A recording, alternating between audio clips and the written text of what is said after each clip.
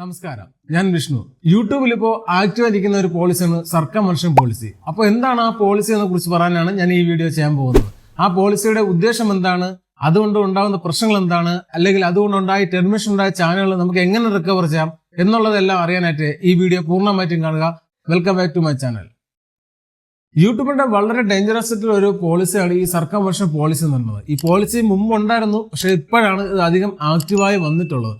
ഇതെന്ന് പറയുന്ന എക്സാമ്പിൾ, നമുക്കിപ്പോൾ 2 ചാനൽ ഉണ്ടെങ്കിൽ അതിൽ ഒരു ചാനൽ ഏതെങ്കിലും ഒരു വീഡിയോ നമുക്ക് കോപ്പി സ്ട്രൈക്കോ എന്തെങ്കിലും ഒരു ടെർമിനേഷന് വേണ്ടിയിട്ടുള്ള എന്തെങ്കിലും കിട്ടുവാണെങ്കിൽ അത് നമ്മുടെ നേരെ അടുത്ത ചാനലിലോട്ടും അത് അഫക്റ്റ് ചെയ്യുന്നതാണ്. കാര്യം വേറൊന്നുകൊണ്ടല്ല, നമ്മുടെ അത് ചെയ്തിട്ടുള്ള സെയിം ഫേസ് ഐ ഡി അല്ലെങ്കിൽ ഒരു വെരിഫിക്കേഷൻ കൊടുത്തിരിക്കുന്ന മെയിൽ ഐ ഡി അല്ലെങ്കിൽ റിക്കവർ ചെയ്യാൻ കൊടുത്തിരിക്കുന്ന സെയിം മൊബൈൽ നമ്പർ ആയിരിക്കാം. അതെല്ലാം കൊണ്ട് അവർ അനലൈസിസ് ചെയ്തതിനു ശേഷം നമുക്ക് ആ ടെർമിനേഷൻ രണ്ടാം ചാനലിലോട്ടും അത് പകർന്നു പോകുന്നതാണ്. ഈ ഒരു ഒറ്റ പോളിസി കാരണം ആയിരക്കണക്കിന് ചാനലിൽ ടെർമിനേഷൻ ആയതായിട്ട് നമുക്ക് അറിയാൻ പറ്റിയിട്ടുണ്ട്. എനിക്കറിയാവുന്ന കുറച്ച് ആൾക്കാരുടെ ചാനലും ഇതിൽ ടെർമിനേഷനായി പോയിട്ടുണ്ട്. ഈ സർക്കാർ മനുഷ്യൻ പോളിസി പ്രകാരം നമുക്ക് എന്തെങ്കിലും വയലേഷൻ കിട്ടുവാണെങ്കിൽ ആ വയലേഷൻ നമ്മുടെ മെയിലിലോട്ട് വരുന്നതാണ്. ഏകദേശം ഇതേപോലെ ആയിരിക്കും ഒരു മോഡൽ.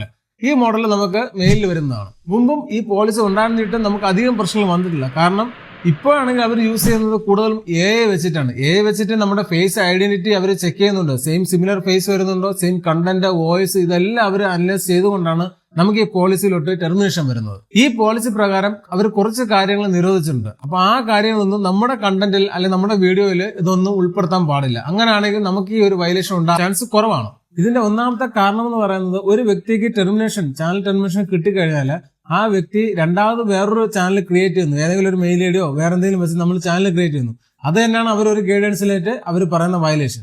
അപ്പോൾ അതെങ്ങനെ അവർ മനസ്സിലാകുന്ന വെച്ചാൽ നമ്മൾ യൂസ് ചെയ്യുന്ന IP അഡ്രസ്സോ മെയിൽ ഐഡിയോ നേരത്തെ പറഞ്ഞ പോലത്തെ റിക്കവറി ഫോൺ നമ്പറോ വെച്ചിട്ടായിരിക്കും അവർ മനസ്സിലാകുന്നത്.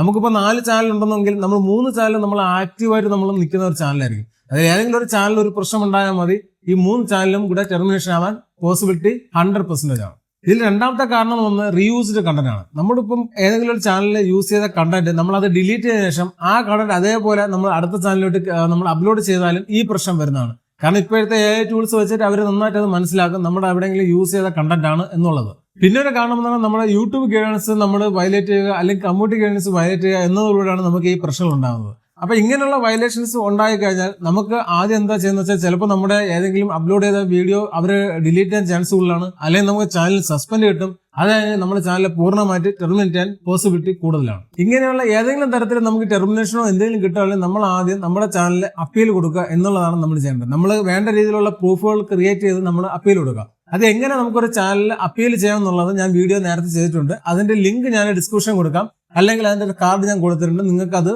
ചെക്ക് ചെയ്യാവുന്നതാണ്. അപ്പൊ ഇങ്ങനെയുള്ള പ്രശ്നങ്ങൾ നമുക്ക് എങ്ങനെ ഒഴിവാക്കാന്ന് വെച്ചാൽ, ആദ്യമേ നമുക്ക് വരുന്ന മിസ്ലീഡ് കണ്ടന്റ്സുകളെല്ലാം നമ്മൾ അപ്ലോഡ് ചെയ്യുന്നത് ഒഴിവാക്കുക.